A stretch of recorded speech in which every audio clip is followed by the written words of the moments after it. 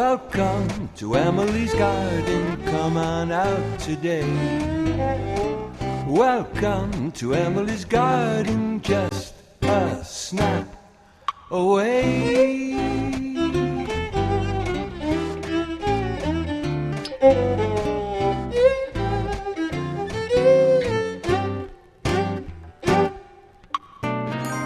In this place, life is celebrated. It's the place where dreams are cultivated. Welcome to Emily's garden, just a snap away.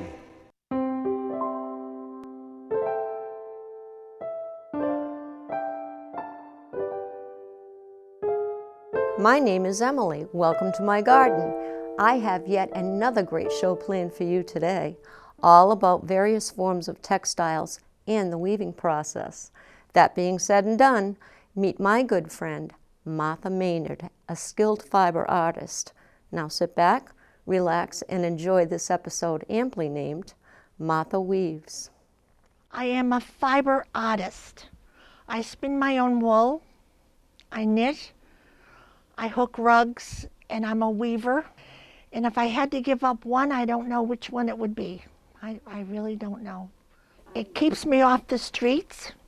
Yeah, you'll never pay the electric bill. You can see my things on Etsy, E-T-S-Y, at Martha Weaves. And I do rag runners and scarves.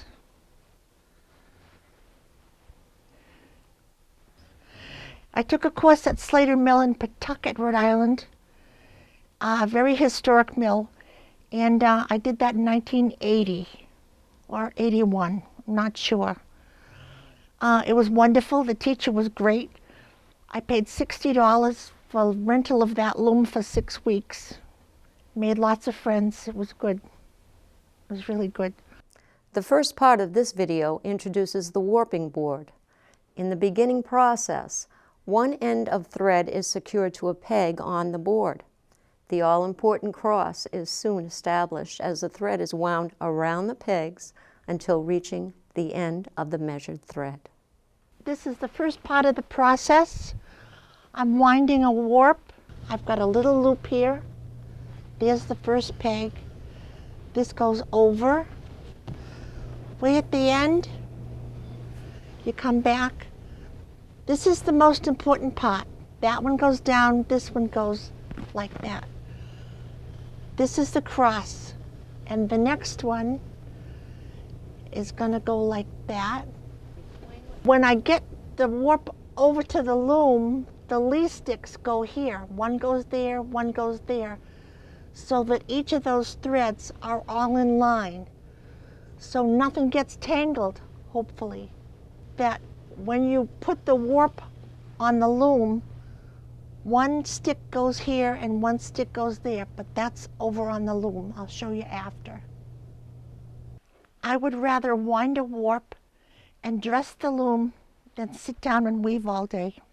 You just keep on winding. This is 19.5 yards, 106 threads, each one. This was cones of linen and cotton, and I plied them together. Yards and yards of it. Each one gets tied. So if you're doing a project for a certain length on the loom, you have to add 36 inches to your warp and then 10% on top of that. So, so that you don't run short. The extra is to feed the loom, I guess. This is the count right here. So there's 10, 20, there's 80. I think I'm on 90. 1, 2, 3, 4, 5, 6, 7, 8, 9, 10.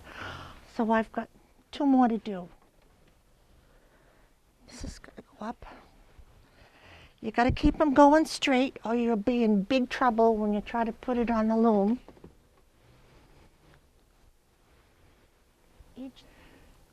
This is the part that I like most. is winding a warp and putting the warp on the loom. Each thread has to go in a certain place and it can't go anywhere else. I'm doing this just because it shouldn't be a big mystery to people. Gotta make sure you get each one in there.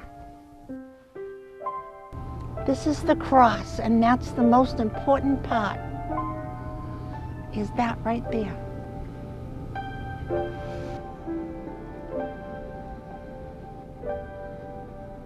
I'm gonna make a chain. I'm gonna chain the warp.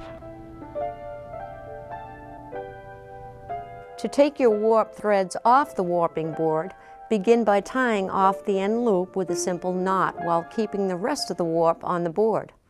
Hold this knot to make a loop and continue to add new loops as you create a chain to crochet your warp threads by hand until you have reached the end of the entire warp. Simple, right? Watch this. This whole 19 yards of warp would be hard to handle, so I'm making it a little bit easier. It's like crocheting.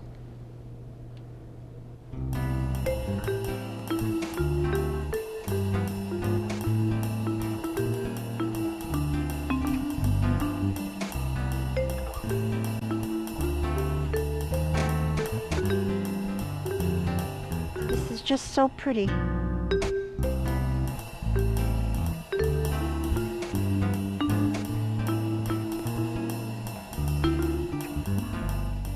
One time I wound a warp and it was wrong, and I undid it and had it all over the floor.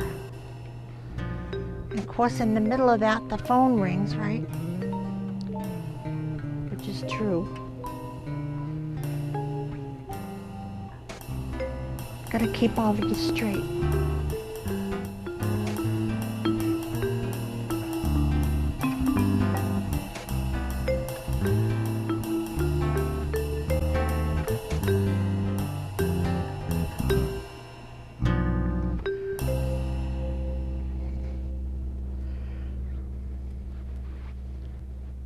Most people don't wind 19.5 yards, but I weave rag runners, table runners, and if you're gonna wind a warp, it might as well be a great long one.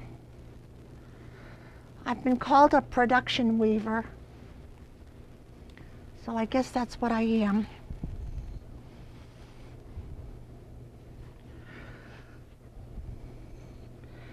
Is this wild? There, we're almost there. I'm gonna make a great big knot so it doesn't come undone. Okay. The most important part is right here is the cross, and I'm gonna put my fingers in it so I can keep it. Okay, all set. We're gonna go over to the loom now and put the warp on the loom.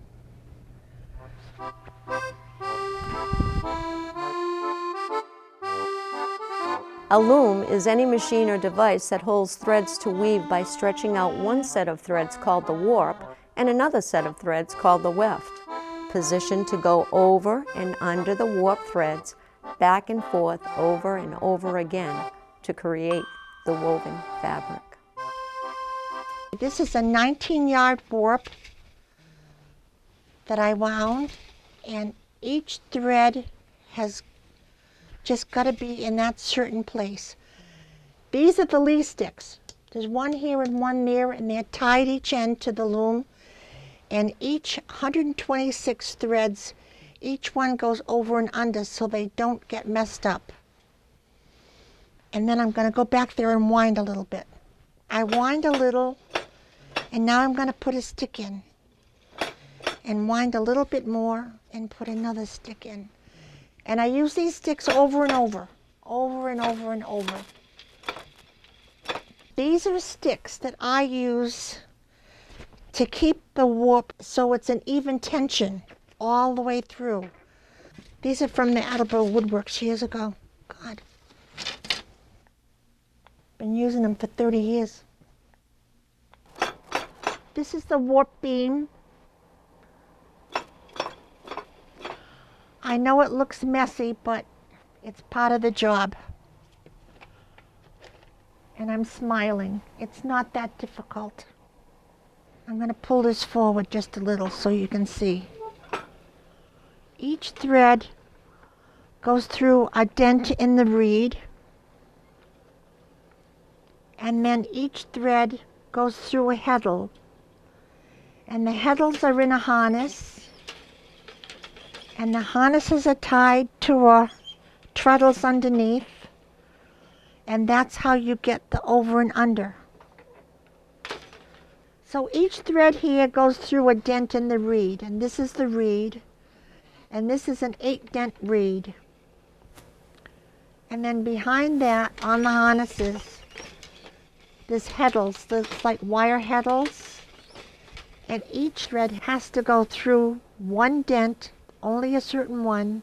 And when this is all tied up, this whole warp, here's the rest of it, down here. There's the big braid. All this warp goes through and gets wound on the back beam, the warp beam in the back. And then this is where the weaving is done. This little loom was made in Amherst, Massachusetts in the 20s, apparently by a man who taught weaving there. It's solid maple, it's close to 100 years old, and it works like a little charm.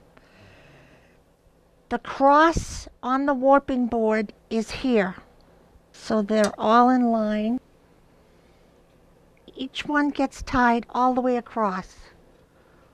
106 little knots.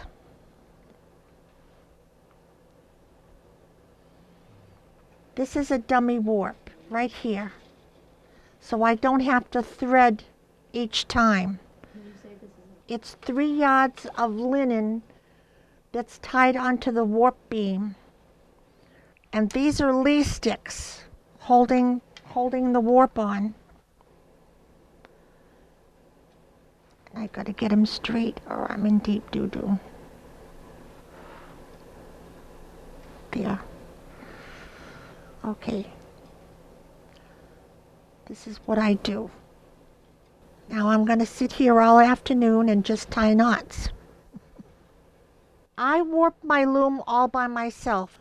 I suppose this is my studio. When I'm alone down here, I have a television and the telephone and a big window with my geraniums. First of all, I was a knitter. I learned to knit in 1963. 2 friends and I, we learned to spin when Billy, my youngest child, was about 5 months old. And then the girls wanted to take the weaving course at Slater Mill, so I did the weaving course at Slater Mill. I never meant to be a weaver. I just wanted to know how the loom worked. It was like a big mystery. But I am a weaver, and I make mittens out of felted wool sweaters, 100% wool sweaters. If you put them in the wash machine, they get smaller and thicker, and they're good for mittens. After the mittens, I make pincushions out of them, stuffed with the little bitty pieces of wool. So nothing goes to waste, and it's all recycled. I do the farmers market in Attleboro every summer. Starts sometime in June and runs till October. Love going to the market. I collect my hugs at the market. They put my tent up for me. They bring me coffee. They bring me food. Oh, it's great fun. They put me in between the 2 farmers there. Oh, and Emily's garden. They always put Emily right next to me. Emily sells her zinnias and stands out there. It's a good time. It really is a good time.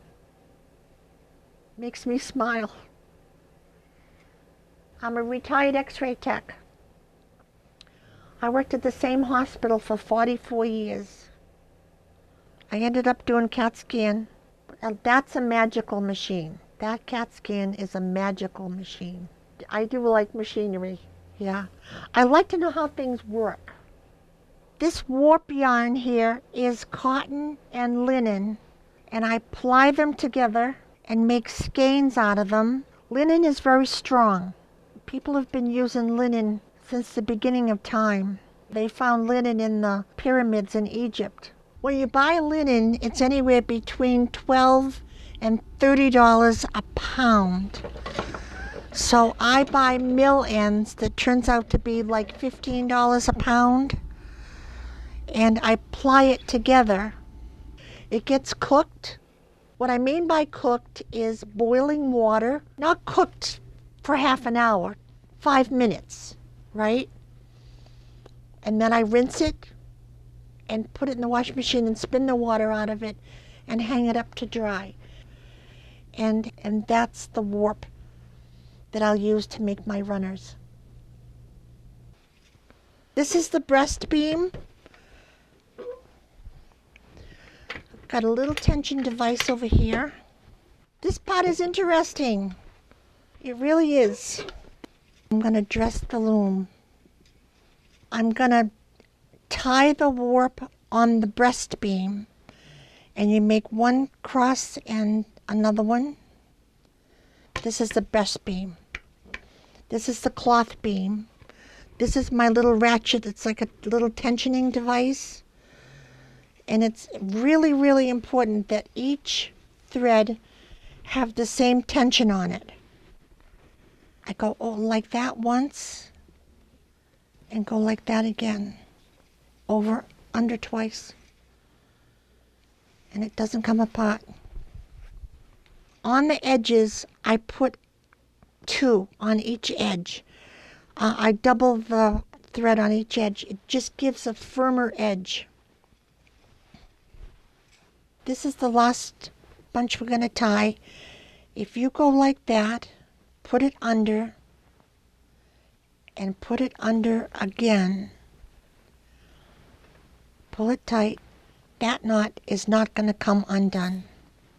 Now, what we've got to do now is make sure we have the same tension all the way across. This is a box full of salvages from fabrics that I use as a spacer. And this is what I do. I'll hit a treadle down there.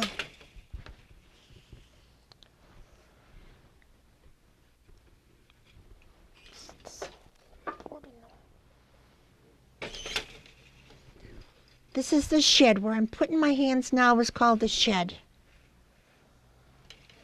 And this is the beater bar. It has the reed in it.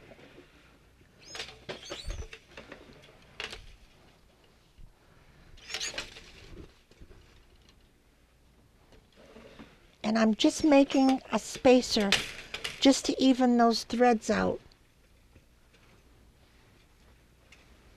This is not a part of my runner. This is just like a spacer. It's necessary. You won't see it in the finished product. Okay, we're getting there.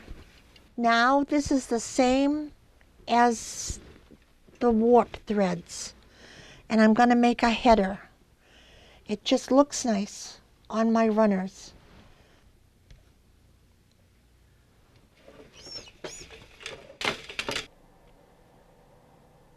And this is a shuttle. It goes back and forth, and that's the shed. This space in here is the shed. Now I'm going to cut that like that.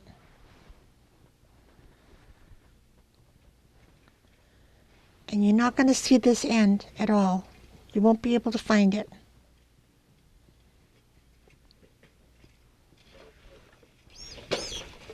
There.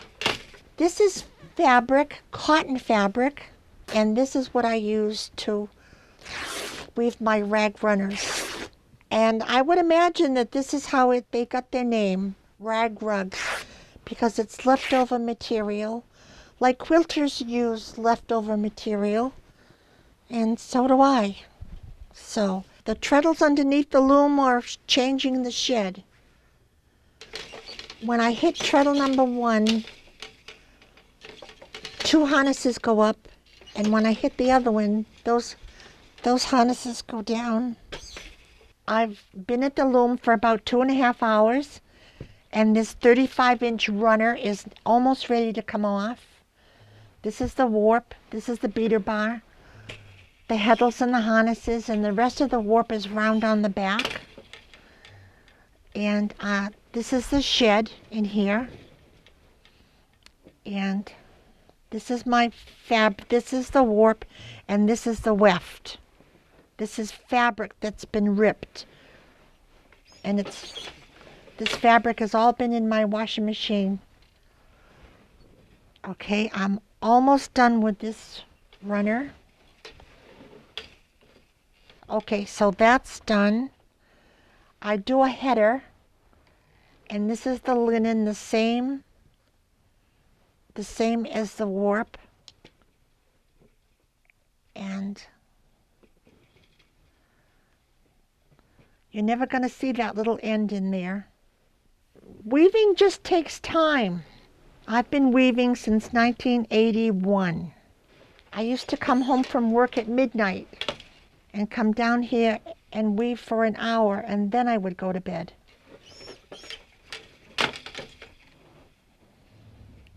This is called a header. The header is the end of the runner. It just makes the piece of weaving look finished. Okay, that's done. This is the salvages of the fabric. I don't weave with the salvages. This is just a spacer so that my weaving doesn't come apart when I cut it off. This is a tape measure, so I know how long the runner is. Okay, safety pin. And I want to measure 6 inches, and I'm going to pull it forward because I need 6 inches to tie the fringe.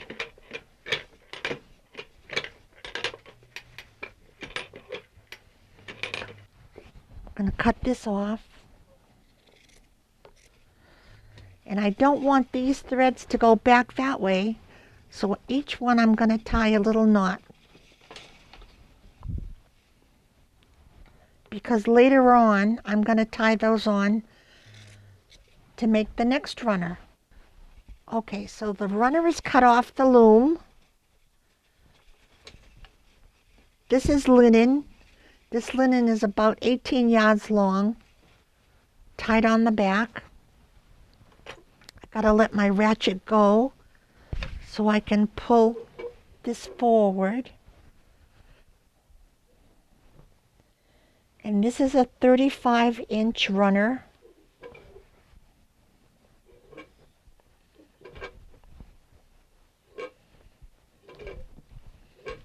Now it's tied on the front, so I gotta undo these knots on the front.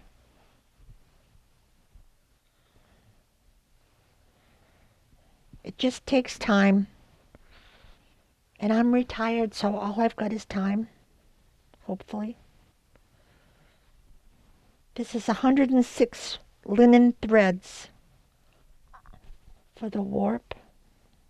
After this is done, we're going to go upstairs and see if we can tie some fringe. This is the process of getting your finished product off the loom. Whoops, one more. So there's the finished.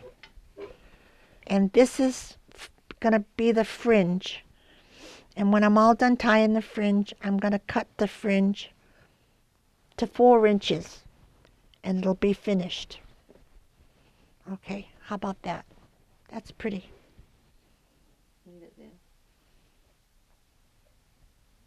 Now we're going to go upstairs and finish this runner. See you there. So we're upstairs now. This is my kitchen. I just want to make sure that the runner is straight. And it doesn't seem, it's got some buckles over here.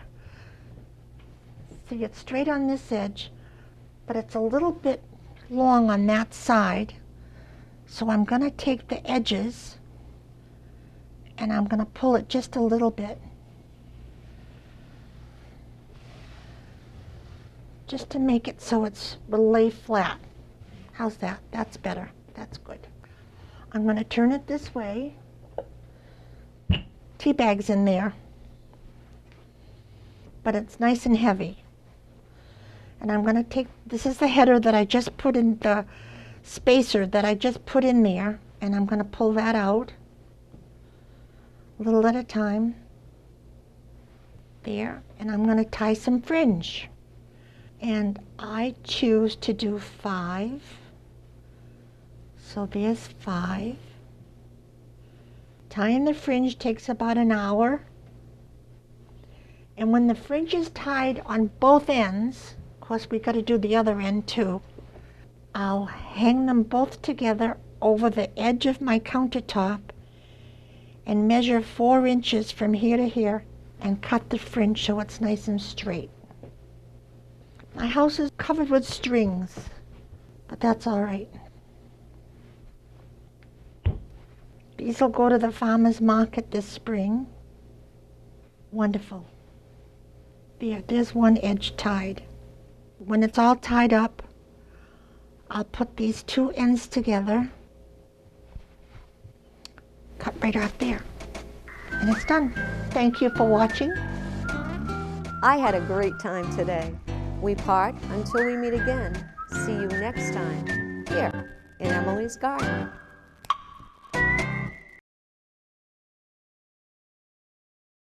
All right. It occupies my time and it helps me a little bit. Don't say money. It helps me a little bit. It keeps me off the streets. Oh, I'm so sorry. Wait a minute. Can we cut?